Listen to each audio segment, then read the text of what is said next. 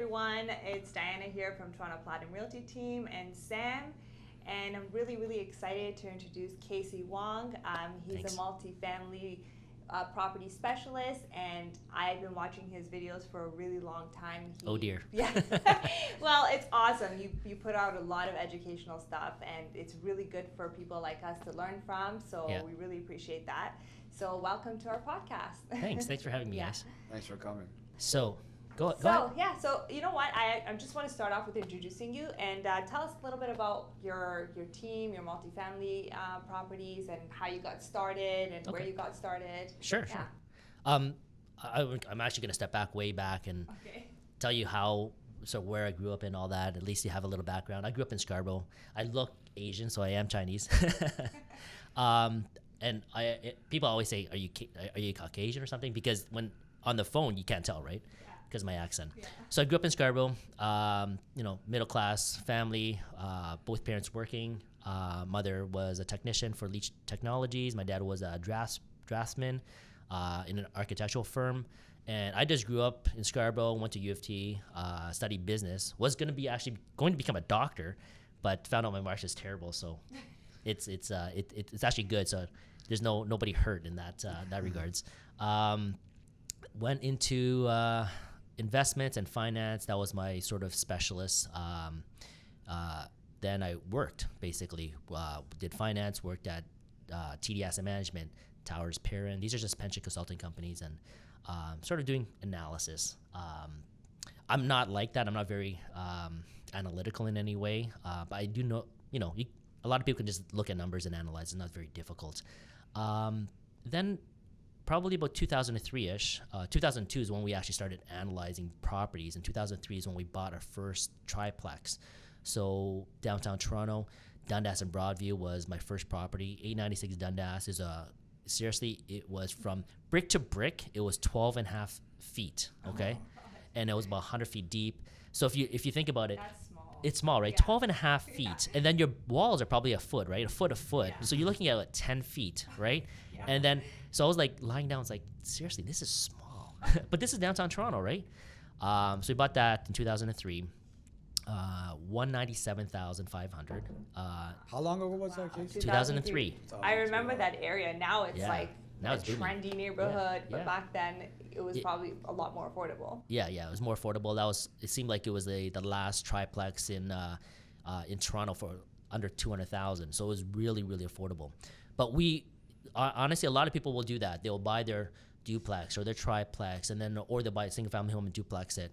And that's how we started. Like just like everybody else at your meeting, that's how we started. We didn't come with a lot of money, and the money that we bought, like I used to buy that triplex, I borrowed from my dad, and he lent me 50,000, and I go, I'm paying you 1% whatever you borrow. So you borrowed at, let's say 3%, I'll pay you 4%. So it's all legitimate. I'm not getting a handout. My dad's not here's the 50,000. No, I had to borrow that money, and he took that money out from his line, like from a HELOC. Right.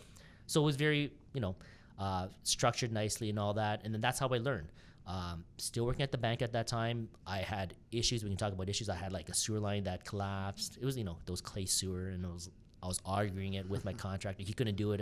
I should have called a plumber, but he was renovating it, and sewer line collapsed. I'm like in my dress pants or whatever, and I'm like, it's like black water. It smells like Wow. poop water, Yeah. right? And I just tell my wife, like at that time I was like, just close your mouth, right? Like it's not bad. If it splashes up at you, it's like whatever. You can always dry clean or wash your clothes, right? Just close your mouth as long as it doesn't go into your mouth, right? Everything's fine. Yeah. But that's how I learned. Is like I didn't come with a lot of wealth or anything like that, and then we progressively just moved up. All these things that we learn from buying properties, you just learn on the way, and everybody would essentially learn their ropes and learn their sort of overcome their problems, right? Like I overcome these problems, and you can ask me other issues that I had. I had hundreds of problems that I had to deal with, right? Even today, or I have to deal with issues because I'm still involved with the property management of this business. So we progressively in 2003, we hit Hamilton, we had lost money. I think a lot of people know my story is that in Hamilton I lost some money there.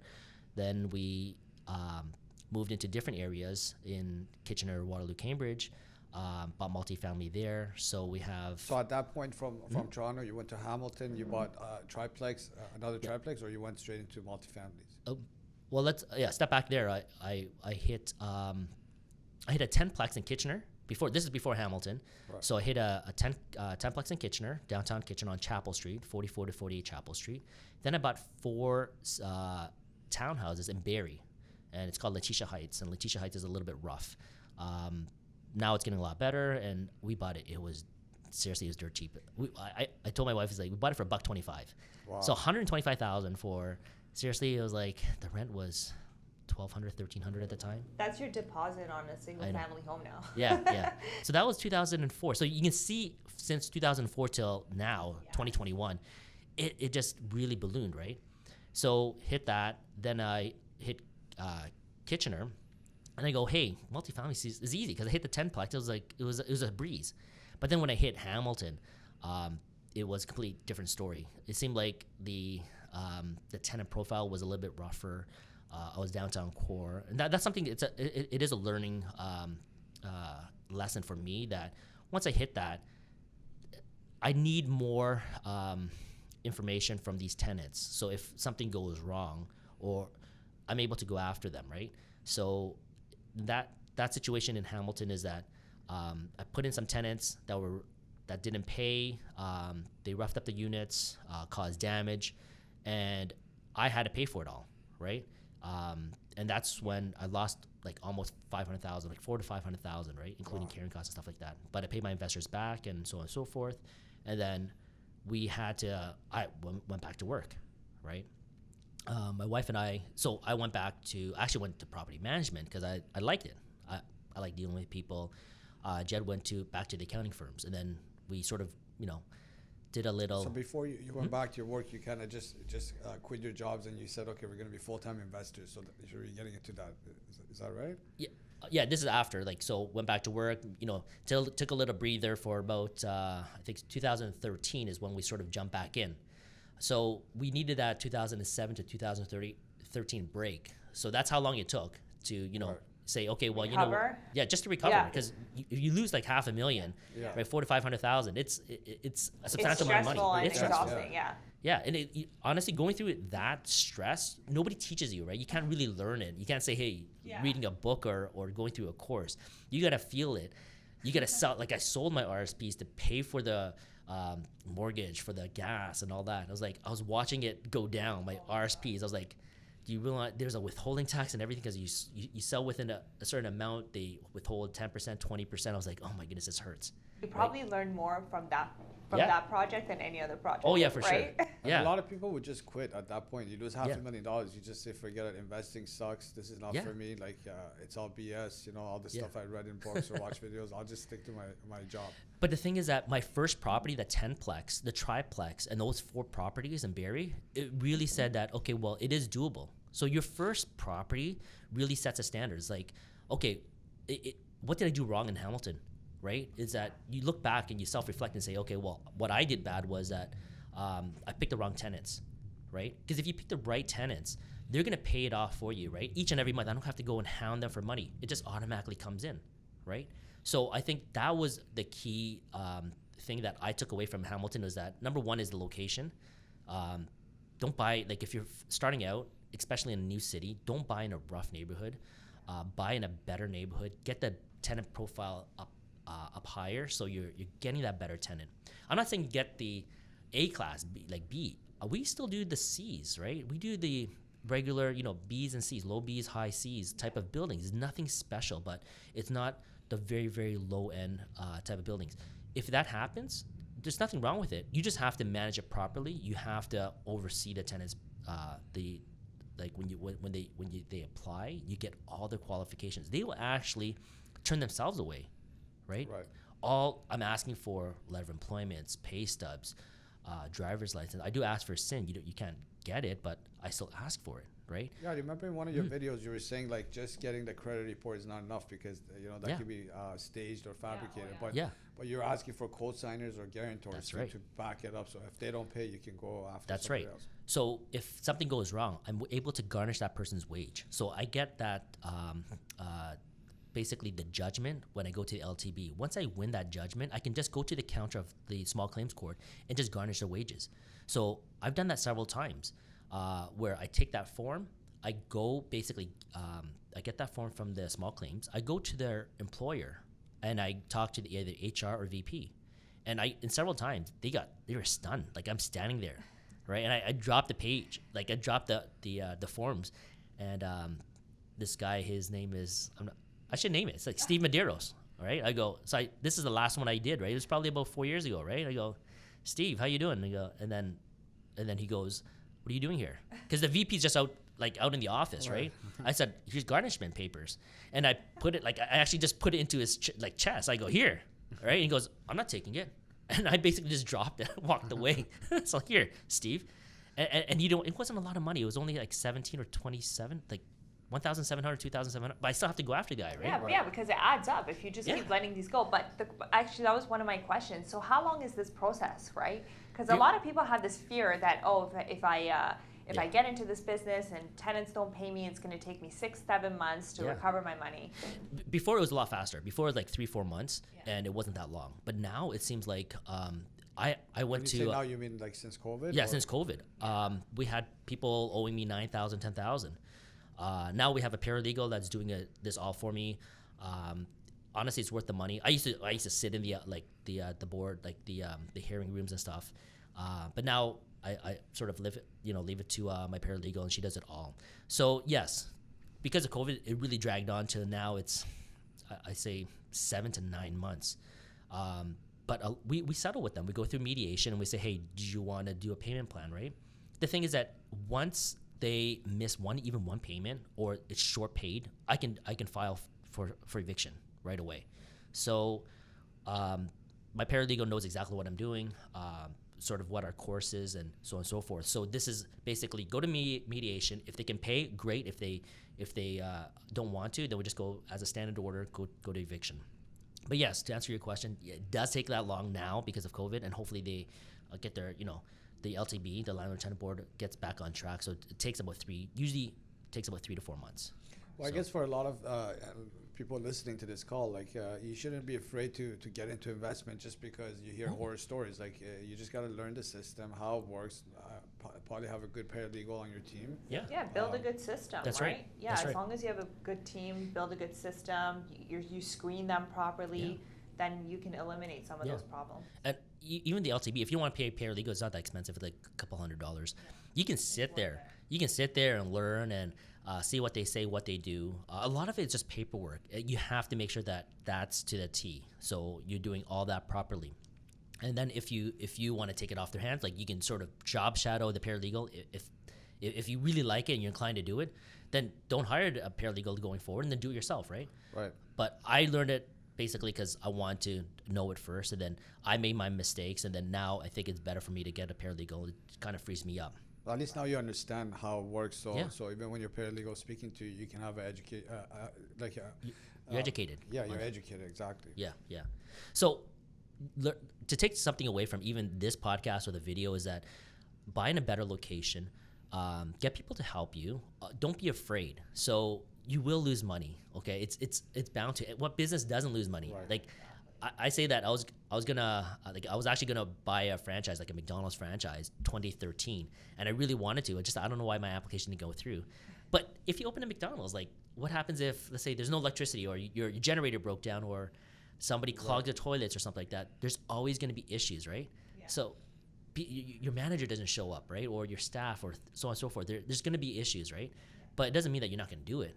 Right? And I think you become the best at it once you have to go through some of those problems, right? Yeah. That's the way to learn. That's right. You become solution based. You don't get frustrated. You figure out solutions. That's right. So that's how we sort of started, sort of from the ground up, buying the smaller houses, moving up to the multifamily. I started going to working at property management companies. So I worked at several of them, boutique ones like the 360 Community Management. It was more condo.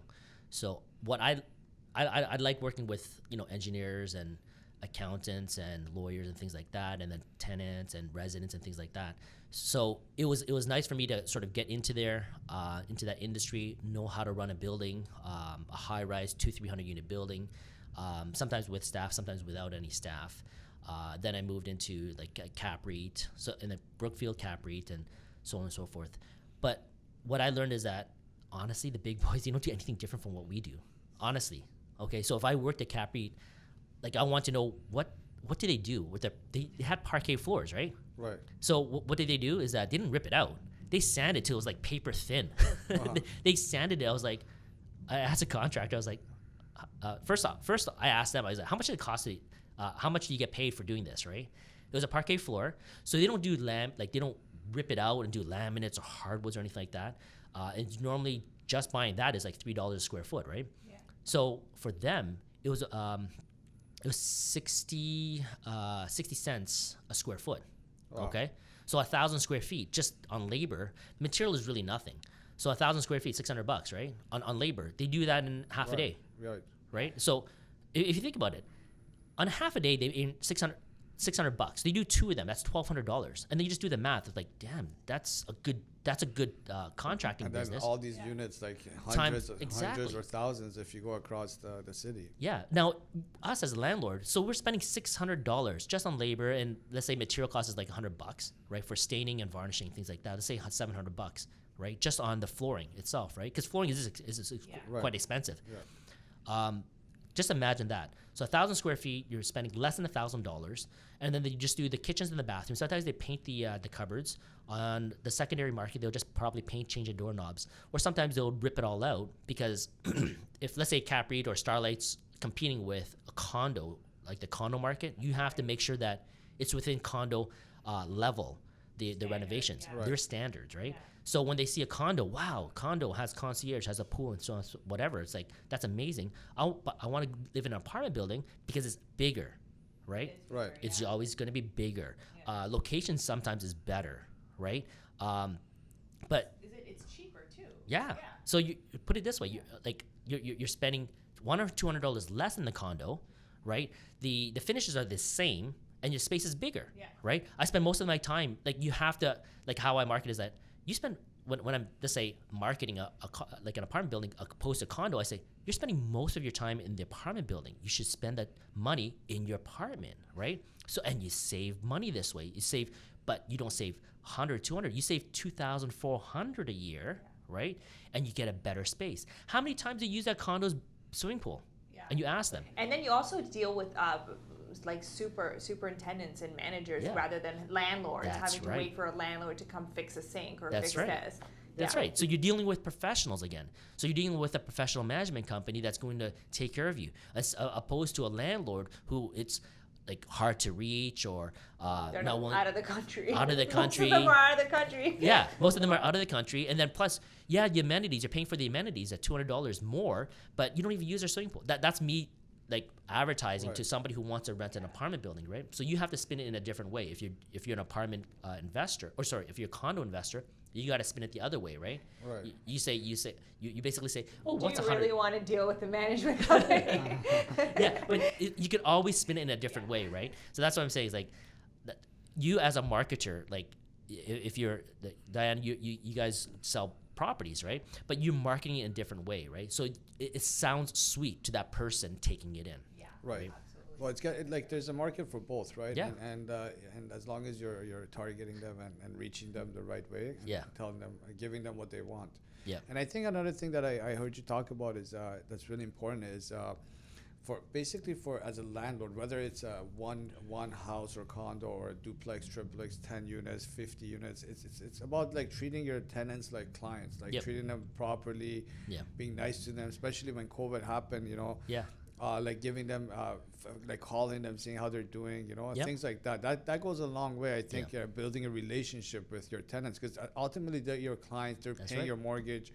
So a lot of people taking care of the house too. That's the last thing you want to do is piss off a tenant. Yeah, right? Exactly. And I think that's a mistake a lot of landlords make. They kind of become have a very not a good relationship with their tenants. They kind of treat them like they just want their money. It's transactional. Yeah. So treat your clients, treat your tenants right. Excuse me.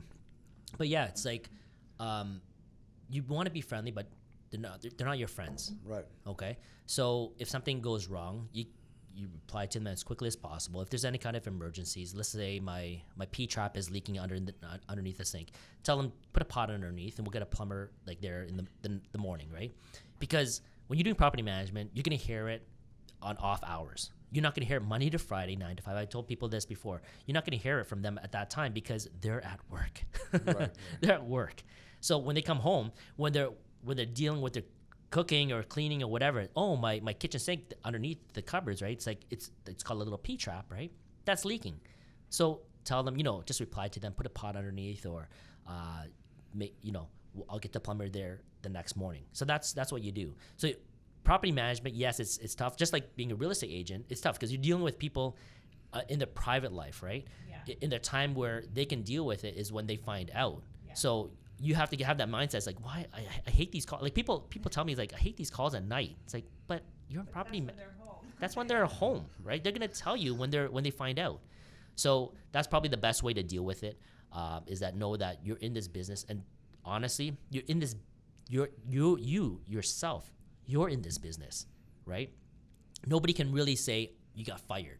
Oh, there's a downturn. Do you know what I'm saying? Yeah. So nobody can pull that trigger and say that, you know what, you got laid off. Here's your pink slip, right? So be honest with yourself. You're getting into this business, and it's your business. You have full control of it. If you don't want control, like you don't want those calls at night, you can always hand it off to to a property management company, and they'll deal with it, right? But you just have to have your eyes on your property manager because they will pick your pocket like it's crazy.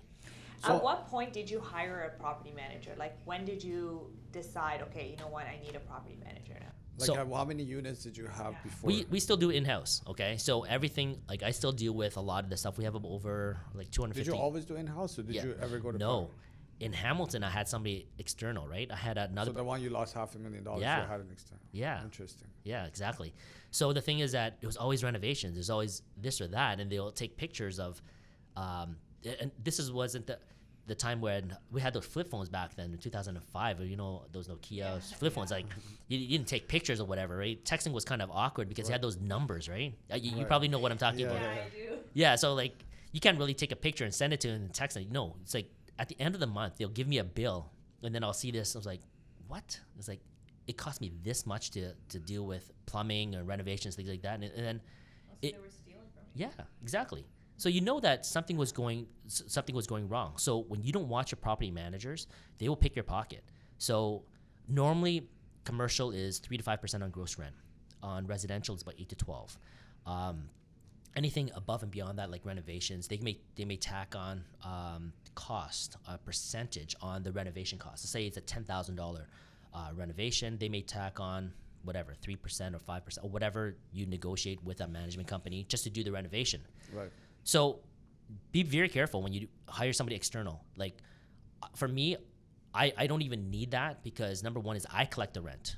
Okay, so the property manager cannot hold me hostage. He tried to hold me hostage, right? Trying to take the rent and said that, well, these things are not done. I'm getting deducted from the rent that I collected, right? That was my. So basically, you're giving all your control to them, and that's right. They didn't like that. Yeah. So number one, they don't. We're in the age of e-transfers, right? Direct deposits. Like back then, we didn't have that. So I was under the gun. He was sort of controlling me because of that. Now, collect your own rent, okay? Renovations wise, you can hire somebody else, right? Or I want to see 3 quotes, but you know prices, how much floors are going to be, how much countertops, kitchen countertops, or like uppers and lowers, how much are they going to cost? Fixtures, like washroom fixtures, tubs, and things like that. You should know prices. So get quotes from several contractors, right?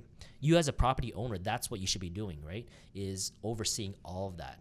You can get the property manager to, oversee a little bit of the calls, like plumbing issues or something like that. But you know what? If you have a good handyman, get them to flag the calls, right? So let me ask you something. Yeah. If an investor wanted to start today and get like something 5+ units, 5 to 25, 30, and they didn't have time to do all this stuff you're saying, and they had to hire a property manager. Like if you had to do this from beginning and you had to hire a property manager, what are some of the qualifications you would like? How would you screen them and interview them and figure out like this is the right property manager? I'll go see their properties. I'll go take a look at the properties. I'll do calls on them. So whatever numbers that they have out, let's say on Kijiji or whatever on their buildings, I'll call them up and say, you know what, like ghost call them. Like so you call as a tenant for that building. Yeah. So I'll ghost call them. I'll call my friend and say, hey, call this person. You know, that's smart. I want to see basically on a Monday, Monday morning at 10 o'clock, or Monday afternoon, or Friday at 4 o'clock. Right, I want to see an apartment building. Right, Friday, like who wants to be working at Friday? Friday at 7 o'clock. Right? Do you want to be all in a pub drinking beer? So the property manager has to show at like Friday 7 o'clock. So that's how I would test a property management company, and then see what renovations costs, or how they screen tenants, what type of information do they have, all that. Like as a property manager, you do have to do quite a bit of work. Right. So that's for me. Like I would do some of that. We do a lot of that. So like in-house, like I don't need a property manager because my superintendents will show, right? Or I pay my students in my student housing to show, and I usually pay anywhere from $10 to $20 for a showing. So I go, hey, did you want to, like usually how I pick a super is that their unit must look good, right? Because if there's a vacant unit that looks like crap because I evicted somebody and they smashed up the unit, I want the superintendent to show their own unit, right? Right. So that's one of my criteria is that, okay, I want my superintendent's unit to look good, so they're going to show their unit, size-wise, or so on and so forth, and then that person has to be personable, and that person has to have time, right? So usually that person is, stay-at-home mom, or not stay-at-home mom. Usually they're retired, they're older lady or older gentleman that will show, and then I pay them per showing, and then I usually pay them for the cleaning. So now they want to work for me, right? Because now they get paid that $20 per showing, and I tell them bunch it up. So you have 4 showings, you can do it all together, right? And try to if you do 4 showings, it's a lot better for them and for me, right? So you gather them together and you walk the groups of 4 couples, for example, 8 people into a showing, right? This is before COVID, but you can definitely do that. Now it looks like you have demand, right? Like, oh my goodness. Like a little tour it's of... like going to be multiple offers. yeah, seriously. That's what I used to do, rent to owns in Barrie, right? In my Letitia Heights building. I'll put like a Kijiji ad, right? So this is step back, rent to owns in Barrie. I would actually have 1 week's worth of like calls. I had like whatever, so many of them. It was like 30 to 40, or one time it was up to 60 people, right? But when people like call you for showings, you have to call them back. So let's say on the showings I always did on a Saturday and a Sunday from 2 to 4, okay? But on Friday nights, I'll call them, okay? And then on Sunday, on the Saturday morning, I'll be calling them as well. So I say, hey, we have a scheduled showing for the rent to own in Barrie. Give the address on Saturday between 2 and 4. Can you still make it? This is a Friday nights, okay? Because everybody forgets, right? And then a Saturday morning you call, right? And then just before you call again, maybe at 12 o'clock, right? Or you're there, you start calling. So that, and when that happened on that Sunday or Saturday, Sunday showing, I had basically a lineup, right? Wow. So I would say, this is way back in 2004. There's a huge lineup, right? I'd say I had those A-frame, whatever, I borrowed from one of my real estate agents, friends, and I basically said, I put it right in front of the house, open house, and I had literally a lineup of rent-to-own people, right? But we actually didn't do rent-to-owns after that. It was like, but you have to create that demand. Right. So even for your superintendents, what are you doing to make them know this marketing gig, right? Right. So you got to like educate them on exactly. on prepare them to strategically do things. Yeah. And incentivize them too. That's right. You're paying them. Yeah. You can always incentivize them by saying, okay, well, if you rent this out, I'll pay you an extra $100 or $200, right? Yeah. On top of the $10 or $20 showings, right? So going back to my story is that we just, seriously, it was just very, very simple, buying single family homes to your multifamily. And we just slowly grew this. And mind you, like my wife, she's the sort of strategic partner. Like I do operations and I'll go to my buildings, I'll collect coins and make sure the parking is good. You're hands-on. You're very hands-on. You're there. But from your videos, she's like a very analytical. Yeah. So she's very analytical. She's a chartered accountant, right? Yeah, she's a CA, but she deals with the lawyers, the accountants. We're starting a REIT now, but she deals with all of that where it's all investors and it's more high level, right? She doesn't want to deal with renovations, but mind you, I need her as much as she needs me, right? In a way that any kind of business needs. You guys are a great team. Yeah, definitely. Like I could be the cook, right? And she could be the front person collecting the money, right? Let's say if your mom and pop store, you're a Chinese takeout place, you need somebody at the front. Yeah, right? It complements each other. Exactly. You need somebody at the back cooking, right?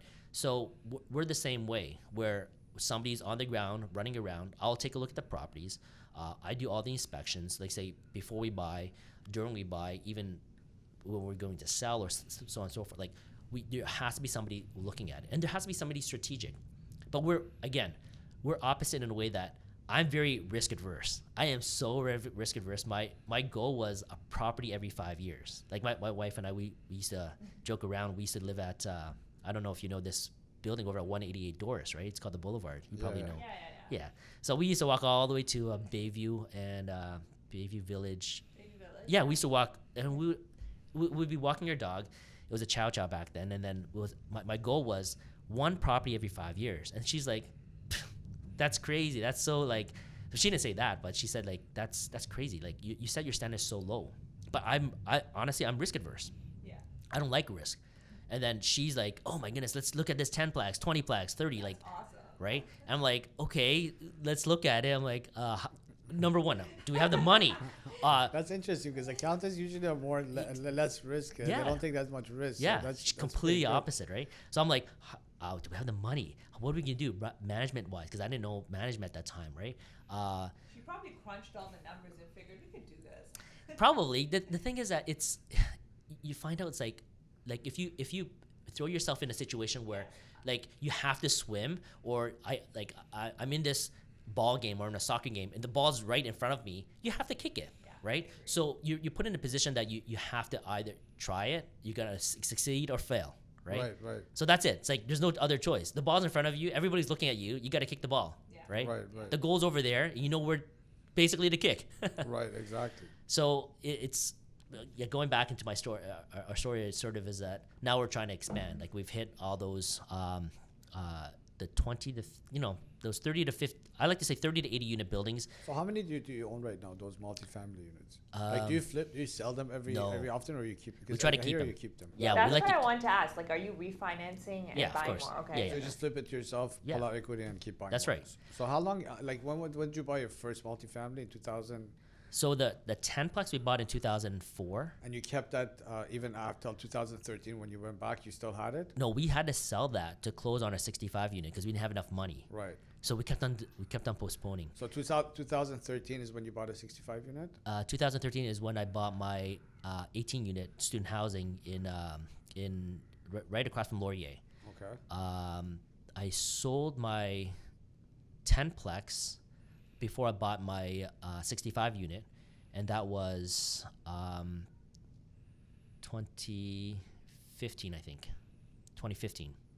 So you can see we always try to hold as long as possible. When you sell, we upgraded. Right. So we didn't say that I bought a Camaro or bought a So Ferrari. You didn't sell it to buy a mansion in Bayview Village. No, you sold it to buy a 65 unit. That's right. So most of our equity, most of our the sort of the wealth is still in our properties. Like we just built a house near Yonge and Steeles and Yonge and Finch area. I was telling Diana that we just moved in recently in 2021 in November. Right. Is it? No, 2020. 2020, November 2020. Yeah, November of 2020. So we just moved in, and my wife and I were not very flashy. Like we rented our basement out. Seriously, we had 2 basement apartments, $1,000 each, about $1,000 each. And seriously, it was like one of my tenants, because we had a guest come over, and like she was doing the same thing. She was renting out her basement, and I go, my tenant, you can hear them, and sometimes you can feel them. That's how loud it was. It was like the bass was like boom, boom. I was like, what? Like seriously, I put earplugs and I went to sleep. But yeah, we're not very flashy. You'll never stop being a real estate investor. No matter what house you're in, you're like, I gotta get tenants. Yeah. Seriously. But that's sort of us, right? It's like we, most of our equity, our wealth is still in the properties, in our investment properties. So Yeah, we built now, but we used to, seriously, we were very frugal in a way. They call it house hacking. I call it renting out your basement. Right. But yeah, we bought that house at Yonge and Finch area. It's like 500,000. Like this is cheap, right? Wow. 500,000. It was a triplex. Okay, so rent out the 2 units, and just imagine $2,000 pays almost all your mortgage. Yeah. Right. Yeah. So if you think about it, like a lot of people don't know where to start. You're not gonna start Yonge and Finch, right? You're gonna start like the tertiary. Yeah, it's gonna be. Yeah, it's going to be the tertiary market. It's going to be outside Kitchener-Waterloo, Cambridge, or it's going to be outside Hamilton. Just keep driving out of the city until you can afford it. Exactly. That's it. Like, there's no other solution. That's right. And then build your wealth that way, right? So everything changes, right? It's not like you like, oh, I heard somebody say that, oh, I missed the boat on it. It's like, then you actually just set yourself, you already put a... Right. Yeah, or you just said, oh, I'll put this blockade in front of me. I'll say, I'm not going to do it, right? It's like, what is that, right? Right. I hear that all the time. People say, oh, I'm priced out of the market. I'm like, you could have said that 20 years ago. Yeah. There's still people investing. There's always opportunities. That's right. Like Sam says, you just have to get out of the market. That's right. There's a different market. Like a good 2-hour market. Yeah, exactly. Drive. There's so many different islands. Just get on a different island. Exactly. Get on a different area. Exactly what you, yeah. Because I've seen some videos, you're in London, you're in Gulf, like so you're kind of all over the place. So what areas do you typically focus on? Usually, what areas do you like? What do you focus on? And yeah. So we liked the secondary market. London is as far as we went. We actually bought 2 student housing in London near Wonderland and Sarnia Road, and then we sold those 2 properties, and then we bought this property. It was actually a whole building. It was a 36-unit building, 89 Rideout. You probably saw the videos there. Is basically it's Tricar that built it. We bought it from them, and then we sold it off individually. It was already condominiumized. So we saw the value there.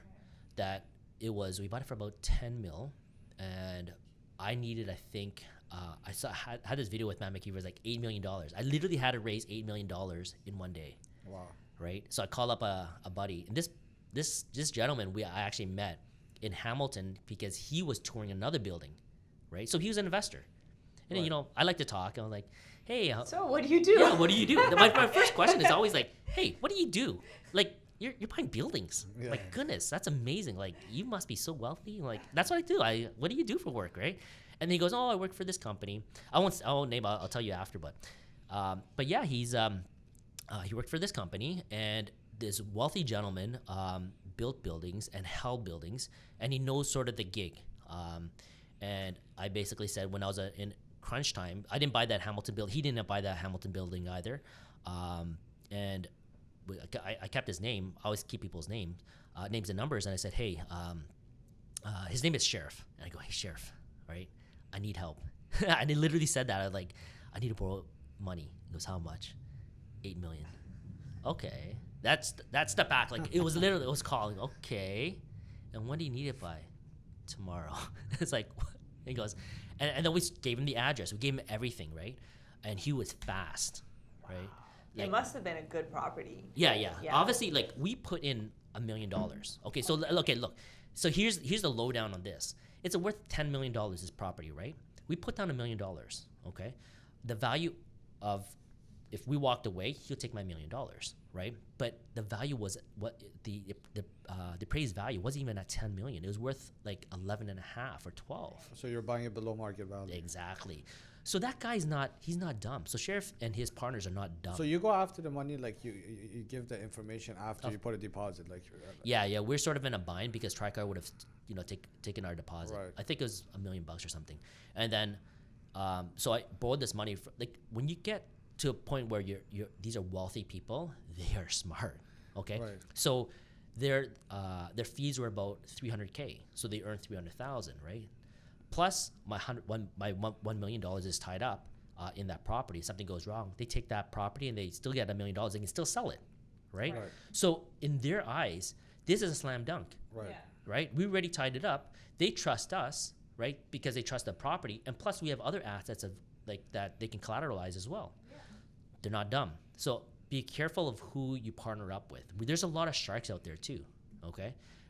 Honestly, all makes and models. Okay. There's Chinese people that will steal from you. There's Iranian people that will steal from you. But these are just people. They see the deal. Okay. It's there's not a group of people, right? Yeah. So I had a Chinese person that almost took my Young and Steele's property.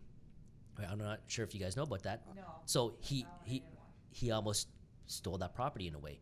There was some legal jargon and stuff, things like that. We had to quickly raise the money, and then I found $1 million in I had to refinance some other properties, and then I got rid of them. So when you were going to partner with them, and then they try to pull a fast one on you. Yeah, they're lenders, right? But they're lending to steal, right? I have so many stories. So that's what I wanted to ask you. Like, how do you protect yourself? Like, when you want to raise money, like, how do you protect the property there? Because the deal is the hard thing to find. The money is kind of easy, right? No. The deal is easy to find. There's so many deals out there, Sam. Like, Diana, there's so many deals. But the money is seriously still hard to find. So people have to trust you, right? And you can meet these people in all walks of life. Like, I met people, we were just talking before, it's like I met people at my kids' school, their parents. Like, my kids go to private school, but they've never invested. Like, I've never found an investor at the private school. We don't usually say, hey, invest with us. Yeah. We're very, like, kind of low-key. We'll say, hey, we do this. We let them sort of do the talking. So right. we can tell them, we can be open, but we never say, hey, come invest with us. If they see what they like, they have to know us first, right? And then when they feel comfortable, they will invest. Our butcher, our people, there was clients from my wife's practice. She was a CA at the accounting firms. People will say, hey, what are you guys doing? This is off the side. We get to know them first, and then they're friends. But then I always invite them and say, hey, do you want to see the properties? Are you, yeah. So you make a lot of Instagram videos too, like educating people. Yeah. And like you don't sell real estate. You don't sell multifamilies. I don't coach. Like you're really just an investor. You're not asking for anything in return. Whereas you don't have any motive. So no. Have you ever got people calling you and saying, hey, I like your stuff. I want to invest with you, or that's amazing. So we have people calling us to invest. Not a lot. Probably a good handful. Like 5 investors. A lot of people. There's a coaching business like crazy out there because people. People ask me to coach them. Seriously, some people offer me $30,000 to $40,000 for coaching, and I kid you not, probably about 40 people have already asked me, right, to coach. I'm not sure what the price is out there, so whatever agents earn, right, whatever 50, 100,000 or something. There's a coaching business out there. So if you imagine 40 people asking you $40,000, what's $1.6 million, right? So, like, if you buy a right building and somebody pays you $40,000, or I'm willing to pay you $40,000 to buy a $5 million property, that's worth it. Like having a coach at $40,000, it's for sure. Well, $40,000, you lost $500,000 in Hamilton. If you Seriously, I lost. You had the coach. I know. Yeah. My goodness, like a coach is good. Like I just never. We don't have the time for it. So I'm not here to. Please, I need to coach you. I need this money or something. No, you're just really passionate about this topic, so you just love to talk about it. I love it. It's fun. It's somebody else is paying off a property for you, and it's like, and they're gonna relinquish all ties after 20, 25 years and say, hey, like, here, Diana, here's the keys, and then we'll walk away from all the equity. Like, what? So at what point did you start raising money? So initially you guys were buying your own duplexes, triplexes, single family, and so at what point did we start raising money? We started raising money from the Hamilton buildings. They're friends that we knew. There's friends from church. And that's the thing is that when you start raising money, like you're not just an advisor, right? Yeah. You're a business partner, and you don't want to lose other people's money. Yeah, you're responsible, right? So I take that very seriously, right? Absolutely. But yeah, like if you're raising money and you don't have the funds, you're literally raising money from everywhere, right? You can be out there with Instagram to Facebook. I don't really do too much. I started doing some Instagram and some YouTube. Like what my wife, we're trying this. We have a marketing person that will help us. We're seriously very green at this. We don't know what the heck we're doing. But there's money out there, but people clinch it really tight, okay? Because they want to make sure that you know it first. Right? Even your family, they're not gonna say, hey, here's $500,000. They're gonna say, yo, Kasey, do you know what the heck you're doing? Like right? Yeah. But you have to know a little bit first, right? They're not gonna say, hey, I'm gonna invest in you because you know how to build rockets, right? And you're gonna fly to the moon. Really, seriously? But if you're gonna present them with a project, with a business plan, let's say I'm buying a house. It's not all my downside risk is sort of covered. My insurance is there. The bank is willing to lend me like 75% or 65% in a commercial space. The bank is comfortable with that asset. So if there's a fire or flood, my insurance will cover it. I'm dealing with tenants. I'm dealing with the contractors, plumbers, electricians, roofers, all of that, right? And these are my contacts, and I've done this before, or I'm going to do this, and I know what I'm doing. I work for a management company, or I'm a real estate agent that have all these connections. People trust you, right? But you have to be able to show them, right? Like, I think that even for me, it's like sometimes I'm a little like too open, right? And people will take advantage. So you have, sometimes you have to, they cover your cards, right? And make sure that people don't steal from you, or they don't take advantage. There's a lot of opportunities out there, but the money, like we were talking about money, money is still hard to find. So the deals, like we've now expanded back, we're going back into the Toronto market. We bought some land, and now we're going to develop, right? Because we see the prices is getting quite expensive, right? In Toronto as well as the secondary market. So we're looking at going back into this market. Now, money-wise, everybody has to get out there, right? It's not like you sit there like in your office, you don't talk to anybody. No, money they won't come to you, even if they're the best deal in the world, right? You have to actually be out there talking to people, saying that, okay, well, this is what I'm working on. In a way, do you want in? And here's another little tip for you guys, is that the first deal that you present to any investor, 100% they will turn it down, 100%. So even if I presented a deal, my 65 unit in Cambridge, I bought 107,000 per unit, 107,000. Okay. Wow. What's the standard? Oh, sorry. What's the standard? Right now? Yeah. It's about 200,000 per unit. Okay, so we bought it for $7 million. I think we had an offer for somebody who said, I'll give you $12 million for it. So imagine $5 million in 5 years, right? No matter what, if I presented to any investor, like right now, if I walk down the street and this person is very wealthy and said they have that money, or they're willing to invest with me, the first deal, they will never invest with you. Even if you present it's the best deal, they won't take it, right? It's because, number one, they don't know you. They don't feel comfortable with you. They have to see more deals. They have to see that deal flow first. That's how I see it, is that if I present the second deal or third deal, I almost have to take it away from them, right? I say, here's the deal. You have 2 days to decide. And I say, you know what? After 1 day, no, it's off the table. Yeah. Right? In a way that you're not ready, right? So I'm not sure how you guys deal with things, but like I almost say, hey, here's a deal, but I know you're not ready for it, and I can present you the numbers, but you know what? In 2 days, I'm just gonna take it off the table, you're not, because I know you're not ready for it, right? Yeah. Most investors, honestly, even parents, my parents or relatives, they're not ready for you.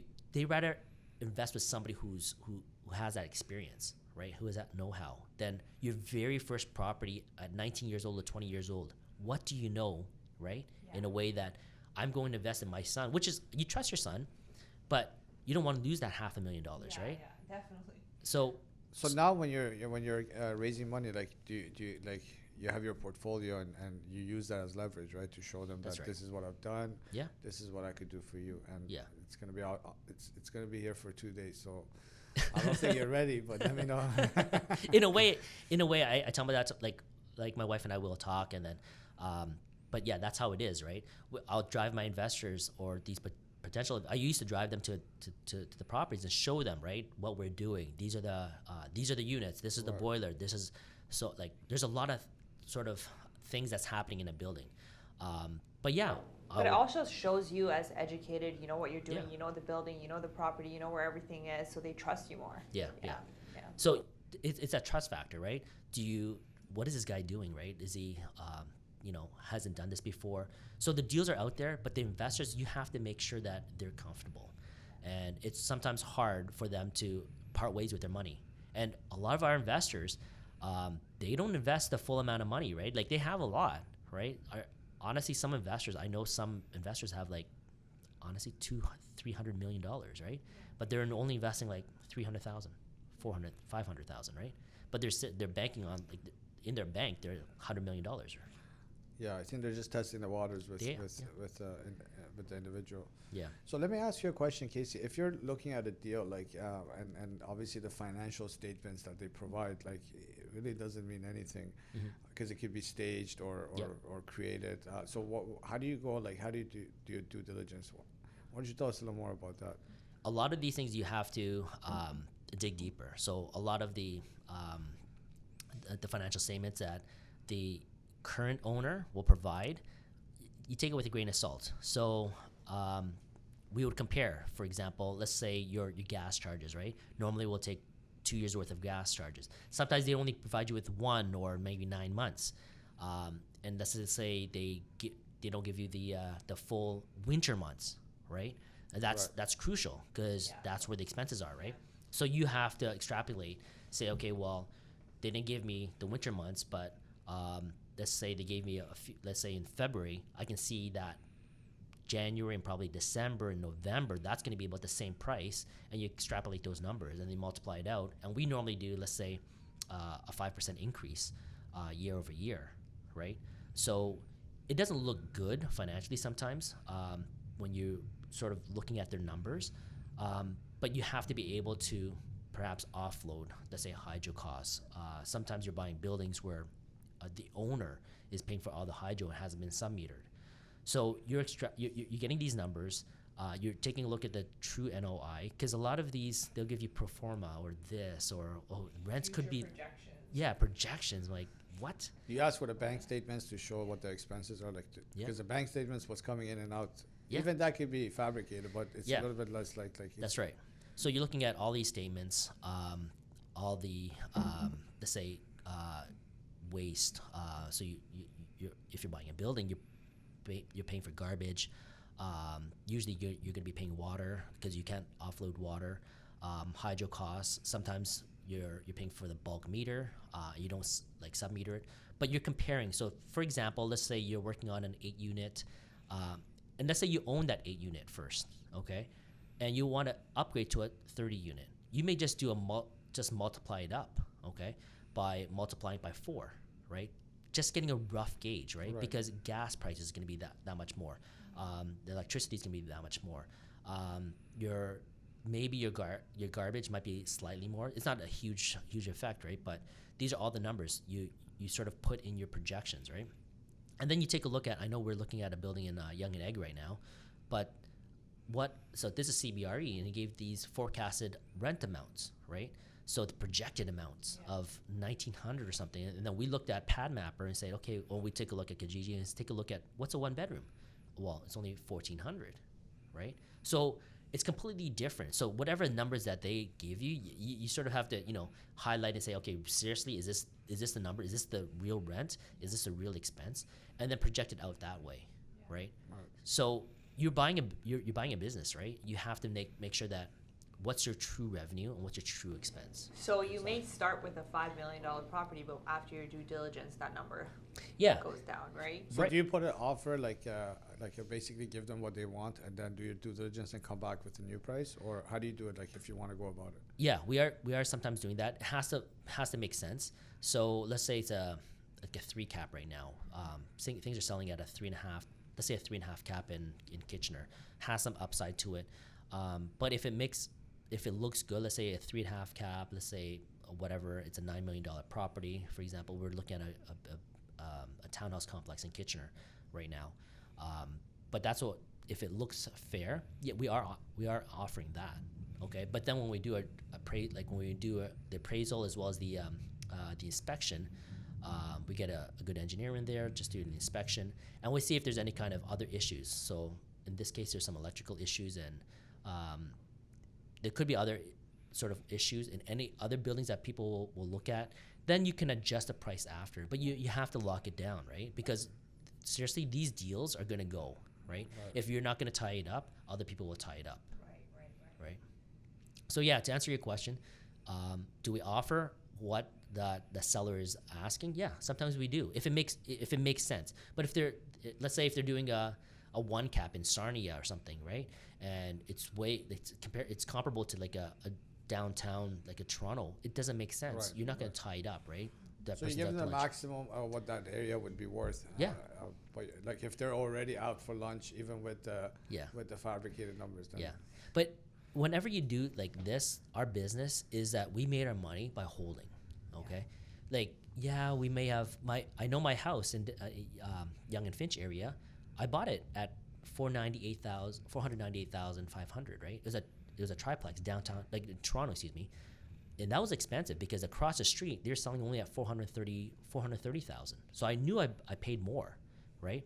But how we made our money is that we held, like we willing to hold. We've done this since 2003, right? That's what I tell so many people. Like even if you overpay a little bit right now, the seller is not willing to give it to you for anything outside of that price. Just take it. Yeah. You're gonna hold on to it for 10, 15, maybe 20 years. That's right. It's not gonna matter. Exactly. Yeah. So some people just want that quick, like, I want to buy the best deal, or I want to once I made 100,000 or 200,000, I'm going to quickly flip it and then buy my Camaro. That it's a true story, to be honest with you. It was it was Duke and Wellington. I have that little 12-unit building. It's literally a walking distance to Google's head office, and the sellers, because I actually took him to court, like seriously, I small claims court and everything. It's that. The washer and dryers didn't match up, right? So it was only $3,000. I think it was $3,000. But I actually staked them out on a Thursday or like I had it because you have to personally deliver the paperwork in a small claims court. Right. So I actually staked them out, and then on a Monday or Tuesday night, dead of winter, who goes out on Monday or Tuesday night with a family, right? No, everybody's at home, right? So I and I knocked on the door and I served him with the paperwork, right? Wow. I videotaped it as well, and then he met me at Tim Hortons, and then basically he said that here's a check, and So what was that? See, I ramble so much. What's that? The Camaro. The Camaro, yeah. Oh yeah, that's right. So I go, what are you guys doing with all this money? Because he bought it. I bought it for $1.35 million.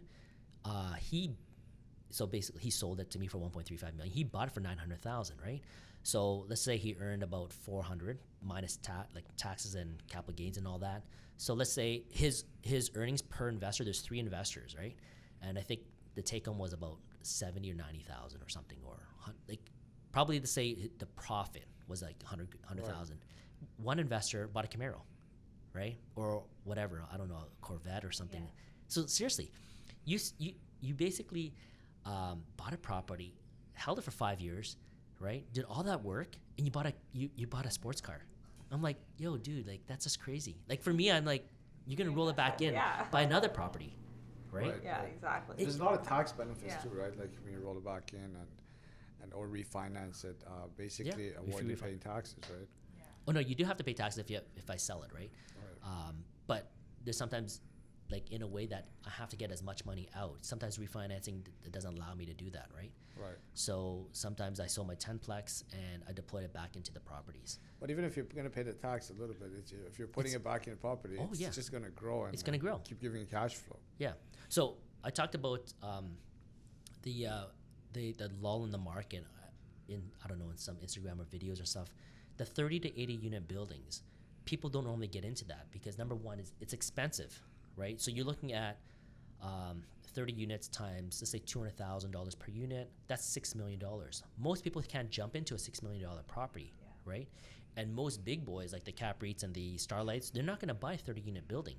So my wife and I, like when I was looking at buildings and I knew what to do, that little market where it actually drops in price, because are you gonna invest $6 million or $10 million, right? Are you gonna find the investors? Are you gonna have the know-how? Yeah. And these big boys, whenever they have a property manager, they need about 200 units per manager, right? On a 30-unit building, on a 50-unit building, they can't group it together quick enough, right? They can't. It's not big enough for them. It's not big enough for them. So the smaller investors are going for the 5 to 20. Yeah. So you're saying the sweet spot right now is like 20 to 80, 30 to 80. Yeah. So that's a little sweet spot for me, right? So, but the thing is that now they're getting expensive. I don't know why maybe it's like YouTube's or maybe you made a video. I know. you're encouraging people too much. I know. They're competing with you. I know. I didn't know it was going to be that hot, right? Shoot.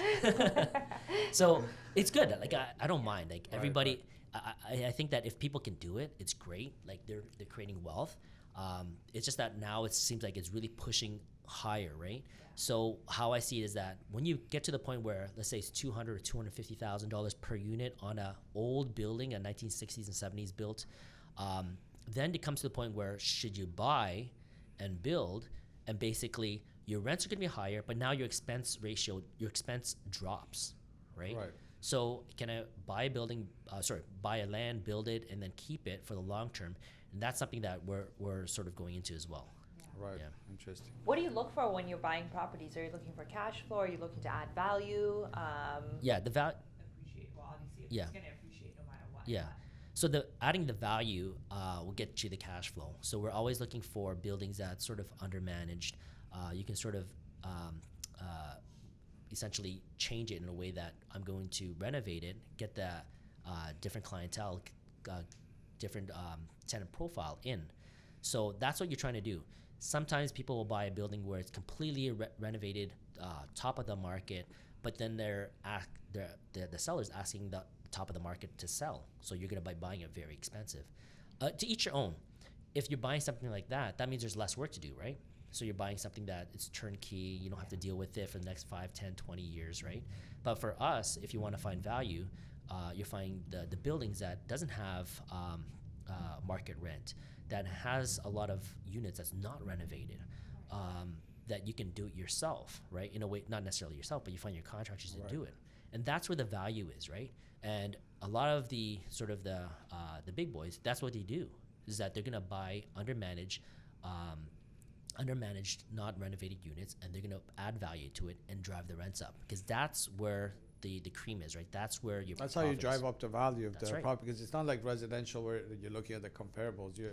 It's basically you bringing the cash flow up, the income up, and expenses down, and that's and then put a little lipstick on it, and then that's right. Refinance it. That's right. Like, it's a very simple game. Like I told people this before.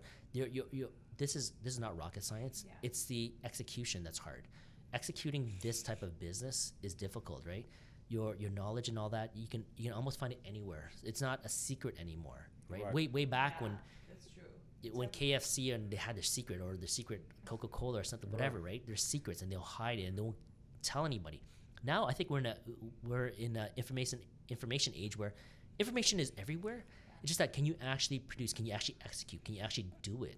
Right? Well, that's the problem. And the thing is, will you actually take the risk? That's right. A lot of people are scared. They won't do it. That's right. So they know it's good. Yeah. They know it's a good idea. They know it's a good business, but they won't do it. That's they right. think it's not for them. I can't do that. So one tip for our viewers, if you were to right now buy one multifamily, anywhere between 20 to 80, like we discussed, like which area, maybe top 2 or 3 areas you would target? Yeah. I would always still target the secondary market. Like, Toronto is a great market, but it's too expensive. So my tip is, like, you get into the area where you have that lull in the market, secondary market. If you can't do secondary, you can go to the tertiary, the third market. So let's just say it's not the Barrie, but it's like the Innisfil, or it's not the Kitchener, but it's like London, or it's Sarnia. Yeah. It's a smaller market. But be very careful in a way that if something has a downturn, you're going to affect it. You're going to feel that effect in that market. So if a big employer leaves, you're going to feel it, right? So for me, if you can get to the secondary market, that's the best, because it's a diverse sort of quote-unquote economy within that little city, right? So let's say it's Kitchener. It's a high-tech little city, which is really close to Waterloo, because you have 2 universities there, but then you have your Google, your Shopify, your I think Amazon's going to Cambridge, and Cambridge and Kitchener is literally a 20-minute drive. Right. Yeah. So that's a strong market. So my suggestion is that if your viewers, listeners are listening, get into those markets. Yeah, you're paying a little bit more, but you're not getting into a rough, like in a smaller town, and something adverse happens to that town, creating sort of migration, people moving out of that town. Right. That will affect you, right? So be cognizant of what you're doing. Buy in a good secondary market, and hold it. If you can hold it for the long term, you'll do very well. And just be patient. A lot of people, I find that they're not patient, right? I find young people, they see 100, 200,000 and they take it. It's like they sell it, or they're doing wholesaling or whatever. Like, if this market has a downturn, like I think those those positions that like wholesalers or whatever, they're gonna feel it first, right? Right, for sure. If there's a downturn in the market, in the rental market, like or sort of the economy, the rental market is still very stable. People are still especially living. the affordable housing, right? Like probably more people that were living in middle class, they might even move down to the affordable housing. So you're not gonna really have your investment is hedged against like any economic crashes or recessions. That's right. So the multifamily space is very, very stable in a way that even when COVID happened, we didn't really get affected, right? It's a tried and true. Yeah. For sure. So would you say Kitchener is kind of one of your favorite? It is one of my right now? Yeah. And then my wife wants to go back into Toronto, so we're buying some land right now. I think you bought a place at Steeles or something, right? Yeah. Somewhere. So Steeles and Kennedy is it's right. It's Kennedy and Steeles. They're actually redoing Remington. I think they're building 4 towers there, a new mall there, and then there's a GO train station there. So we actually bought south of Steeles, and it's east of Kennedy. So just south of the Pacific Mall. Yeah, exactly. Oh yeah, Pacific Mall. Yeah. All the pirated DVDs, right? We all know about that. So everything is pirated there, right? So we bought close to there, close to the Pacific Mall, right at that intersection. So we're gonna develop that location. Our land developer, his name is Majid Takavoli. Is that right? Yes. I partner with him. I don't even know his last name, right? He's so funny. But he's from Terrebonne, smart gentleman. So he literally we're in this business together. We put our both houses on as collateral, right? So we're both in it, right? We feel the pinch, right? We're buying all these land, right? So he smart gentleman. He's the brains of that. So we're the money behind him basically, or these land deals. So Majid's dealing with that. He bought Yonge and Steeles area. Yonge and Steeles is just where Golden Star is. There's a burger joint there. Golden Star. That place has been there forever. Yeah. They're not. No. Are they done? No. You guys are building okay. You're building affordable rental properties, not condo, right? Yeah, not condo. Apartment buildings that we want. And the government is giving a lot of incentive for those right now. That's right. There's a big shortage of affordable housing. That's right. He's a brains behind that. There's a lot of grants for affordable housing. Excuse me. But he's land assembling that.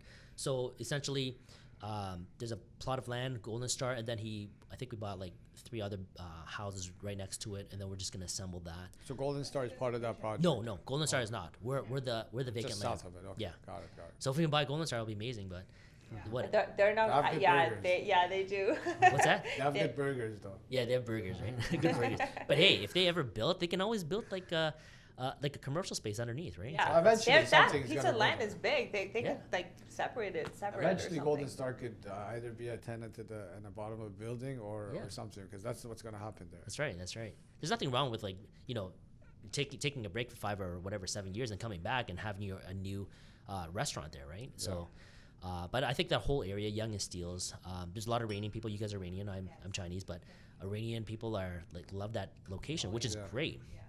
Keeps the value nice and high. But Yonge and Steeles is going to be a nice little hub because the subway's there. Excuse me, the subway's not there, but it will be there. It will be there. It's developing there. I think all the transit going north is sort of going to the Yonge and Steeles area. So that whole it's a pretty good divider. It's a border of Toronto and York region. That's right. That's right. So they have to connect that York region to Toronto, to the TDC. So that's a nice little hub. So if people have property there, you can see it will sort of, quote unquote, explode. But it will take about 5 years to do that. But for our viewers that are listening, you didn't just start with buying big pieces of land in Yonge and Steeles, Kennedy and Steeles, all these mega deals. No. You started with 12 by... 10 by 12 by. It's 12. Yeah. It was 12 by 100 feet. It was 896 Dundas. That's here. So it's you had patience. You learned, you made mistakes, and you kept growing. And it's all about patience. And I think a lot of people just want to get rich quick. This is not a get rich quick. Yeah. It's not a sexy deal like you said in one of your videos. But it is definitely a long game. And if you're in it for the long game, then you're definitely gonna win. That's right. I think that I wanted to ask you, so there's a lot, we were talking about young investors, you know, it's good to get into the smaller units, triplex, duplex, single family home with a separate entrance. I think since prices have gone up a little bit, a good way to kind of recover your rent is to use Airbnb, right? Yeah. Short-term rentals. What do you think about those? I've never done it, but if you can rent it for the short term, obviously your work goes up, but your income or your revenue goes up as well. Yeah.